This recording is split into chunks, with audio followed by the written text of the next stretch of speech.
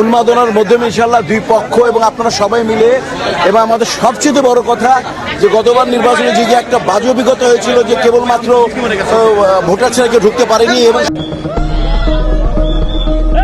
এদিকে বাংলার খল চরিত্রে অভিনয় করা অভিনেতা মিশা সওদাগর ভোট দিয়ে নিশ্চিত করেছেন যে দাড়িপাল্লার জয় এবার নিশ্চিত। ভিডিওটি ঘিরে দেখা যায় ভোট কেন্দ্র এই অভিনেতা হাসি খুশি মন নিয়ে ভোট দিয়েছেন বলে ধারণা করা যাচ্ছে।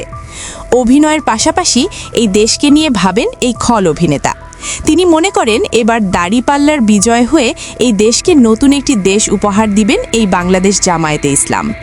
তাই এই খল চরিত্রে অভিনয় করার পরেও তিনি কিন্তু বেশ কয়েকবার উমরা পালন করে এসেছেন বলে একটি গোপন সূত্র নিশ্চিত করেছেন। সো প্রাণপ্রিয় ভিউয়ার্স, আপনি নতুন রাজনীতির মাঠে কোন দলকে ক্ষমায় দেখতে চান? বাংলাদেশের বড় দল বিএনপি নাকি বাংলাদেশ জামায়াতে ইসলাম?